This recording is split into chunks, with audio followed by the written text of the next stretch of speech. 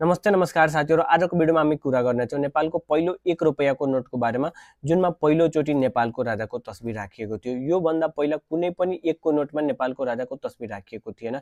यो नोट हो महेन्द्र राजाको पालामा निष्कासन गरिएको 1 रुपैयाँको नोट, जुनमा महेन्द्र राजाको तस्बिर राखिएको छ। यो भन्दा पहिला कुनै पनि 1 को नोटमा तस्बिर राखिएको हुँदैन। म तपाईहरुलाई यहाँ देखाइदिरहेछु। यो मोरु 1 जुन कि महेन्द्र राजाको पालामा निष्कासन गरिएको, यसमा पनि तस्बिर छैन राजाको भने। यो रुपैयाँ 1 को नोट हो, तपाईहरुले यहाँ रुपैयाँ 1 हेर्न सक्नुहुनेछ। यसमा पनि राजाको तस्बिर राखिएको छैन। तर यो 1 रुपैयाँको नोटमा पहिलो पल्ट इतिहासमा राजाको तस्बिर राखिएको छ, त्यो पनि महेन्द्र राजाको तस्बिर तपाईहरुले प्रष्टै हेर्न सक्नुहुनेछ। उहाँको तस्बिर छ, आर्मी क्याप लगाएको र आर्मी पोशाक लगाएको। यो नोटको कुरा गर्दा चाहिँ यो नोट पर्पल ग्रे कलरमा निष्कासन गरिएको छ भने यो नोट विक्रम सम्वत 2028 साल वैशाख 12 गते पहिलो पल्ट निष्कासन गरिएको थियो। यो नोट बेलायतको देलारू कम्पनी लिमिटेडमा छपाई भएको थियो र यो नोट करिब 10 करोड थान निष्कासन गरिएको थियो। अब नोटको कुरा गर्दा चाहिँ नोटको बिच भागमा तपाईहरुले एउटा मन्दिर हेर्दै हुनुहुन्छ।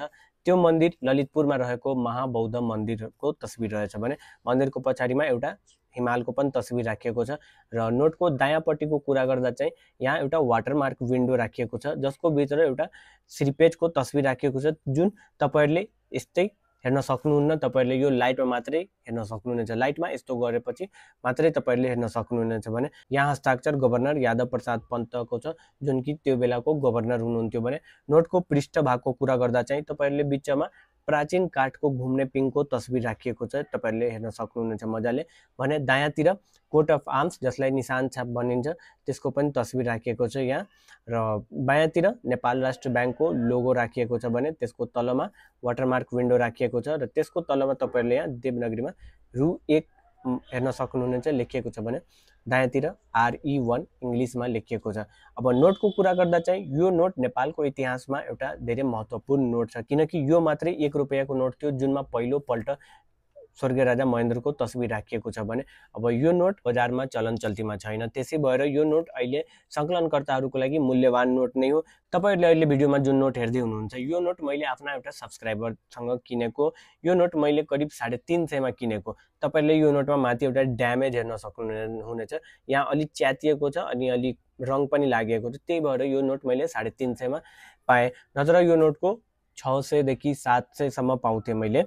अनि यो नोटमा इफ तपाईहरुसँग कुनै युनिक लटको नम्बर छ, कुनै युनिक सिरियल नम्बर छ भने त्यसको त तपाईहरुले धेरै भन्दा धेरै पाउन सक्नुहुनेछ।